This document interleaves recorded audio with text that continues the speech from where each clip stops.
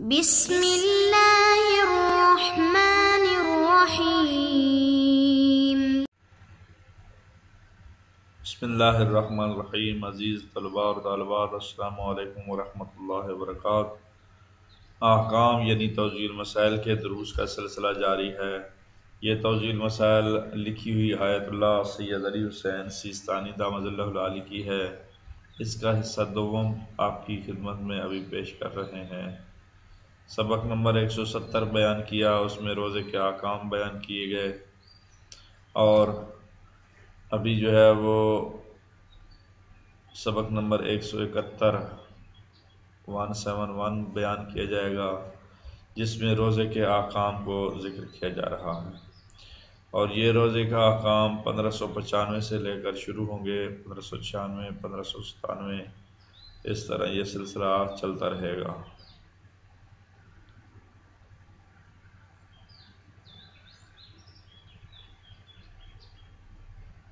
آئیں بسم اللہ شروع کرتے ہیں۔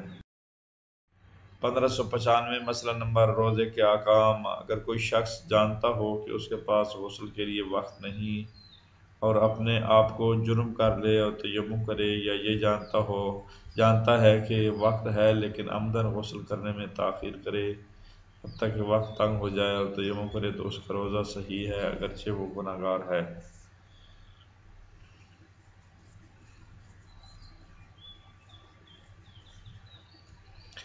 جی 1596 مسئلہ نمبر روزے کے احکام۔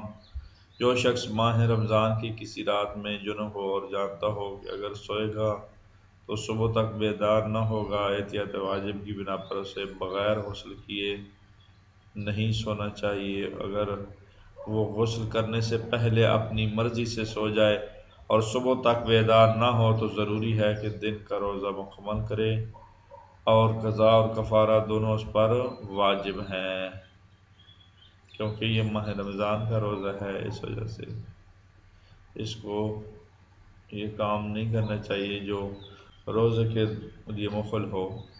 اگر روزے کے مخل ہونے والا کام کرتا ہے تو پھر اس کو چاہیے کہ اس کے کفارہ اور قضاء دونوں کرے۔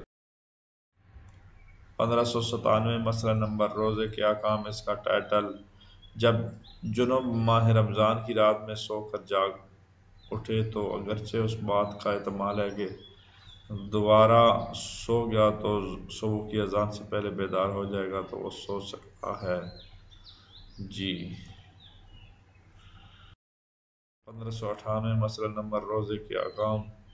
اگر کوئی شخص ماہ رمضان کی کسی رات میں جنب ہو اور یقین اور اطمینان رکھتا ہو کہ اگر سو گیا تو صبح کی اذان سے پہلے بیدار ہو جائے گا، اور اس کا مصمم ارادہ ہو کہ بیدار ہونے کے بعد غسل کرے گا اور اس ارادے کے ساتھ سو جائے اور اذان تک سوتا رہے، تو اس کا روزہ صحیح ہے۔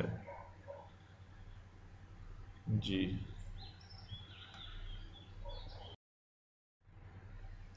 مسئلہ نمبر 1599 روزے کے احکام۔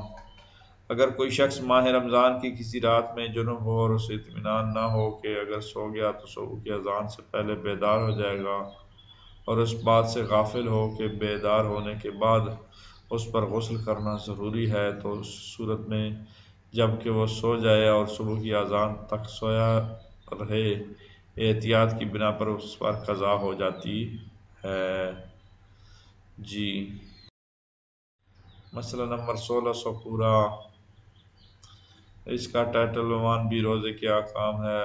اگر کوئی شخص ماہ رمضان کی کسی رات میں جنب ہو اور اسے یقین ہو یا احتمال اس بات کا کہ وہ سو گیا تو صبح کی اذان سے پہلے بیدار ہو جائے گا، اور وہ بیدار ہونے کے بعد غسل نہ کرنا چاہتا ہو، تو اس صورت میں جب کہ وہ سو جائے اور بیدار نہ ہو تو اس کے لیے ضروری ہے کہ اس دن کے روزے کو مکمل بھی کرے۔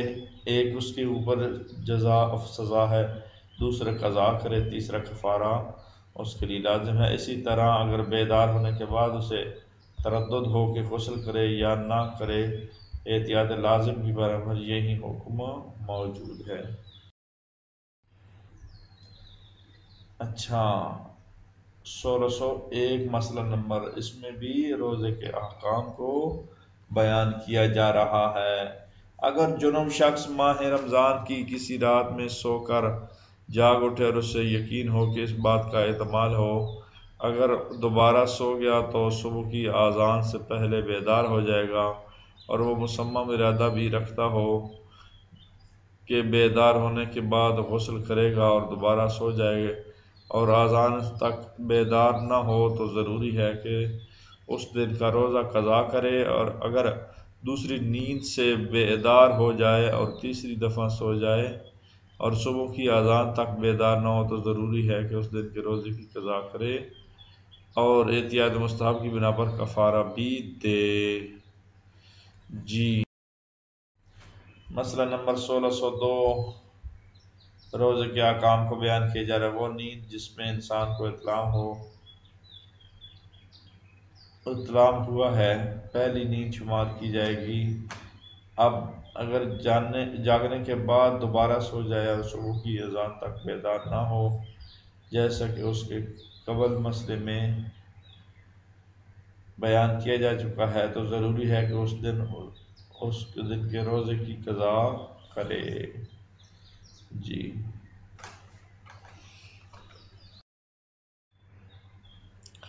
مسئلہ نمبر 1603 روزے کے احکام کو بیان کیا جا رہا ہے۔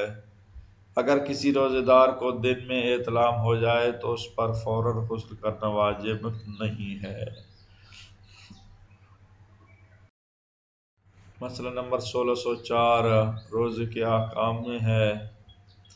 اگر کوئی شخص ماہ رمضان میں صبح کی اذان کے بعد جاگے اور یہ دیکھے کہ اسے احتلام ہو گیا ہے تو اگرچہ اسے معلوم ہو کہ یہ احتلام اذان سے پہلے ہوا ہے اس کا روزہ صحیح ہے۔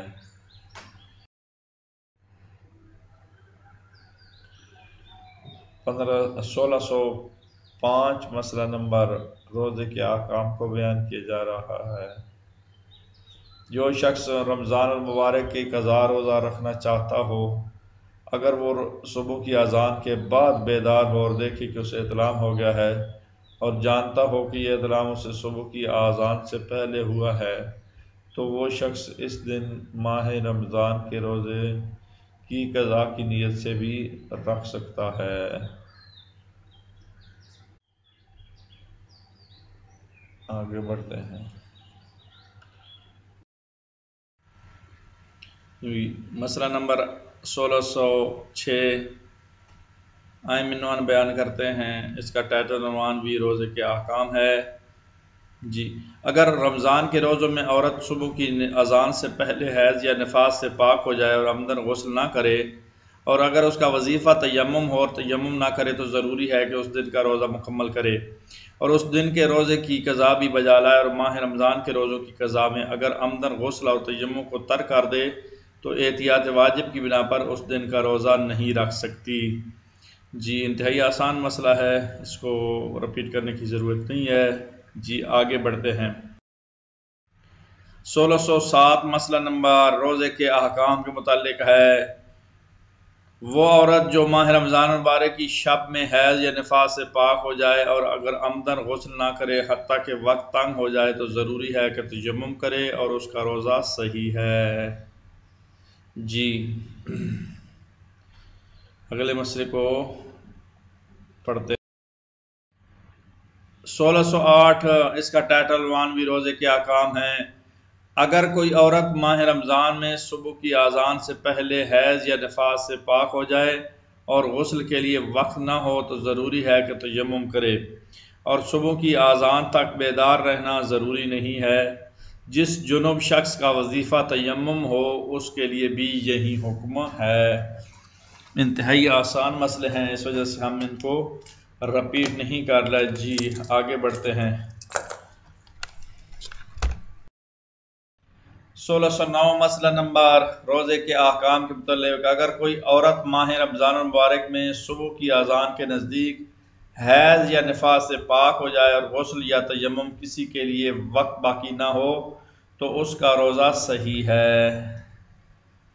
جی آگے بڑھتے ہیں۔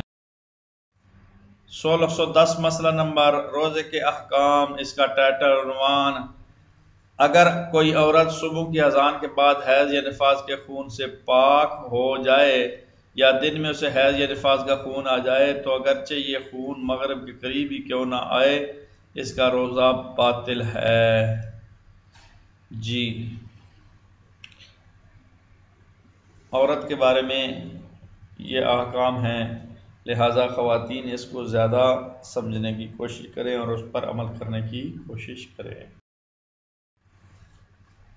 1611 مسئلہ نمبر روزے کے احکام۔ اگر عورت حیض یا نفاس کا غسل کرنا بھول جائے اور اسے ایک دن یا کئی دن کے بعد یاد آئے جو روزے اس نے رکھے ہوں وہ صحیح ہے۔ 1612 مسئلہ نمبر روزے کے احکام۔ اگر عورت ماہ رمضان المبارک میں صبح کی اذان سے پہلے حیض یا نفاس سے پاک ہو جائے اور غسل کرنے میں کوتاہی کرے اور صبح کی اذان تک غسل نہ کرے اور وقت تنگ ہونے کی صورت میں تیمم بھی نہ کرے تو جیسا بیان ہو چکا ہے اس دن کے روزوں کو مکمل کرے اور قضا بھی بجا لائے، لیکن اگر کوتاہی نہ کرے مثلا منتظر ہو کہ زنانہ حمام میں میسر آ جائے، خواہ اس مدت میں وہ 3 دفعہ سوئے اور صبح کی اذان تک غسل نہ کرے، تیمم کرنے میں بھی کوتاہی نہ کرے تو اس کا روزہ صحیح ہے۔ انتہائی آسان مسئلہ ہے، اس کو لمبا ہے ذرا، اس وجہ سے اس کو ذہن نشین کرنے کے لیے رپیٹ کر لیتے ہیں۔ آئیں بسم اللہ۔ 1612 مسئلہ نمبر ہے، اگر عورت ماہ رمضان المبارک میں صبح کی اذان سے پہلے حیض یا نفاس سے پاک ہو جائے اور غسل کرنے میں کوتاہی کرے، صبح کی اذان تک غسل نہ کرے اور وقت تنگ ہونے کی صورت میں تیمم بھی نہ کرے تو اس دن کے روزے کو مکمل کرے اور قضا بھی بجا لائے، لیکن اگر کوتاہی نہ کرے مثلا منتظر ہو کہ زنانہ حمام میسر آ جائے گا تو اس میں وہ 3 دفعہ سوئے اور صبح کی اذان تک غسل نہ کرے اور تیمم کرنے میں بھی کوتاہی نہ کرے تو اس کا روزہ صحیح ہے۔ جی اگلے مسئلے کی طرف بڑھتے ہیں۔ جی مسئلہ نمبر 1613، اس کا ٹائٹل عنوان بھی روزے کے احکام ہے۔ جو عورت استحاضہ کثیرہ کی حالت میں ہو اگر وہ اپنے غسلوں کی اس تفصیل کے ساتھ نہ بجا لائے جس کو ہم نے شروع کے دروس میں بیان کیا تھا، اس کا روزہ صحیح ہے۔ اسی طرح استحاضہ متوسطہ میں اگرچہ عورت غسل نہ بھی کرے تو اس کا روزہ صحیح ہے۔ جی